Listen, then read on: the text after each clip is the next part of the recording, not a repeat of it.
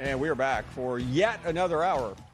Thank you so much for being with us as we continue our back-to-school week. Yep, we're making it to every campus in the SEC. Teddy King joins us from Mississippi. She is with the Daily Mississippian, and we're happy to say hello. Teddy, how's everything going? Everything's good. I mean, students are slowly coming back on campus, and I think the hype around football season is just around the corner. So what more could you ask for than football season being right around the corner? Well, especially a season like this when there's more hype for any season in probably, I don't know, 50 or 60 years. What's it like? I sense you do feel it on campus.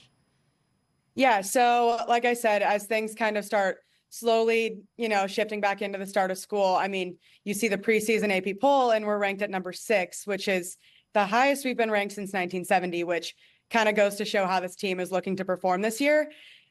We came in at 11-2 final season, and that was a program history win record for the Rebels. And it's crazy. I think you look at how this team is going to progress, and you look at the offense, and you have so many returners. You got Jackson Dart, Dayton Wade, Ulysses Bentley, 4 is coming in hot. Trey Harris. I mean, it's going to be a fiery, fast-paced offense. And I think that's going to say a lot for, throwing the ball, because Jackson Dart's been having some buzz around being a Heisman candidate, and Trey Harris and Dayton Wade are 2 iconic wide receivers for the Rebels. And then I think you have the defense, where we've gotten some amazing prospects. You got Walter Nolan, you got Princely Uman Mielen.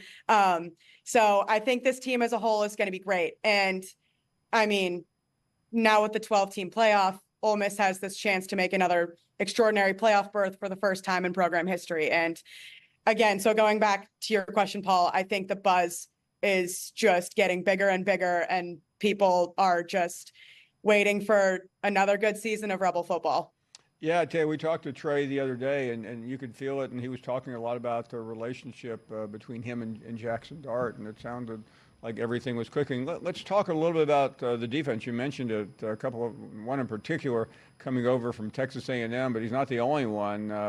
That's the side of the ball that really needs to be elite. Do you think they will be? I think so. I think, our offense is so hyped up and there's so much buzz around the offense, but what Pete Golding is going to be doing with this defense this season, and I think what he has been doing the past year with the Rebels, I think, I think it's only up from here. We are playing Georgia at home. We're playing at Florida. We're playing at LSU, and at Florida and LSU are 2 really competitive, again, upbeat, spirited environments. And last time we were at Tiger Stadium, it didn't really turn out in our favor. So I think we have a lot to work on, and Jane Daniels is now in the NFL. So I think LSU has a few things to kind of work on. Again, they're going to be a great team no matter what, but Tiger Stadium, again, going back, is one of the hardest environments to play in college football. But I think the Rebels are kind of only looking forward, and I think they're looking to the team, and they're looking for the Rebel fan base to show up and show out, which I think we truly do as the Road Rebs do it. So I think the defense is going to be definitely a work in progress for sure. I wouldn't say we're up par with our offense just because of how we performed last season. But I think our defense is definitely going to get there. I mean, you have a bunch of returning defensive linemen. Princely is going to be one of our best guys on defense. Walter Nolan is coming in, number 1 transfer in the transfer portal. Lane Kiffin, again, doing his work in the transfer portal, helping the Rebels out big time. So I think our defense is a work in progress, but I think in the end, it's going to look really good. It's going to look really good. Teddy, let's talk about Lane Kiffin, because there's the program, and then there's always the drama, particularly on social media, about Lane. You obviously around him, you watch him, you're a student, you're a journalist. Describe what it's like covering him. So I truly only see his presence, on the field, and then covering him for games and stuff. And I go and see a few pressers where he kind of starts it off and recaps games, recaps fall camps. You can tell that he's taken this team in the last 4 years and just truly turned it around. He's had some really great coaching success in the past, between the Pac-12, that's no longer the Pac-12, and the Big 12, not the Big 12, I'm sorry. And again, in the SEC. So I think Lane has this great coaching aura, and I think he works great with the team in general. He's doing really good things with this team, period. I mean, I think him and Jackson Dart have a great relationship, just like him and Matt Corral did, which I think is really important because he kind of feels comfortable. And I think Dart's going to be taking this bigger leadership role now that he's in his senior season of football and his third season. And I think after last season, again, like I said earlier, things are kind of only going up from here. So I think the way that Jackson and Lane particularly have been connecting is really great.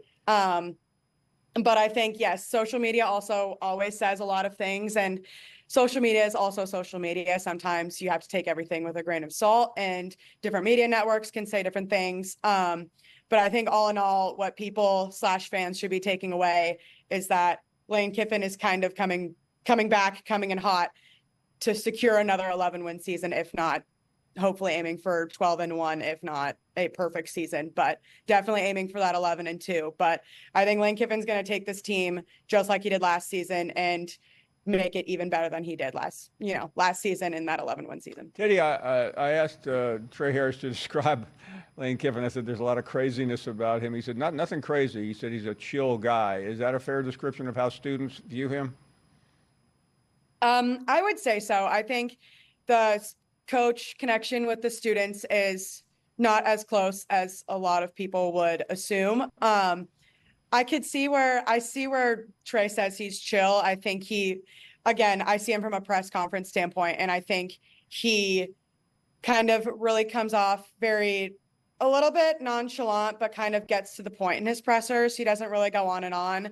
He kind of just gets straight to the point and says it how it is, which I think is something that journalists like myself, players in the audience really do enjoy, because as much as people wish he could go into a little bit more detail, I think it's really great that he does get to the point. I can't speak on exactly how chill Trey could be, describing him as, but I think for students, I think Lane's job is just to get the job done entirely and to make this one of the best Rebel teams that Oxford and Ole Miss has seen yet. Well, speaking of job one, we're asking all of our friends on campus to give us a prediction. You've alluded to it a little bit already. Here's the schedule. Everybody knows. Nothing terrible early on. Wake Forest, manageable. Georgia, Southern Kentucky. And then it gets interesting. A couple of road games in Oklahoma, at Arkansas, Georgia. You mentioned at Florida. And then the Egg Bowl in Oxford. I think I know where you're going here, Teddy, but let us have it. What's the record going to be when it's all said and done? I truly think we have an 11-win season on our backs this year. I think you look at the way, Georgia and Alabama were our two losses last season, and they were both away, but you look at how our team turned around in LSU when we were trailing by 9, and then we come back and win by 6. And the atmosphere was unbelievable. So I think we're going to hit a solid 11-2. I think LSU is going to be a tough one. I think we're really going to have to fight for that one.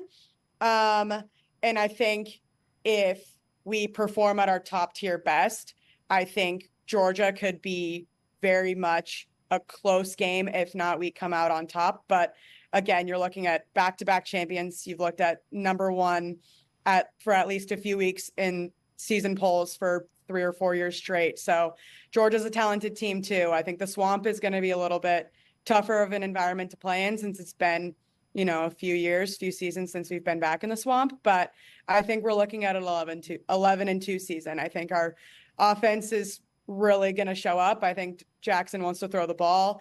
I think Trey wants to catch it. And I think Ulysses Bentley is really ready to take on that RB1 standpoint and just kind of prove the player he is and help this offense look at high scoring games. Teddy King from the Daily Mississippian. We appreciate the time, Teddy. We'll see you soon. Thank you very much for joining us as we go back to school. A few more trips to Columbia and Nashville before we wrap up. Griffin Goodwin covers the Gamecocks. He's around the corner.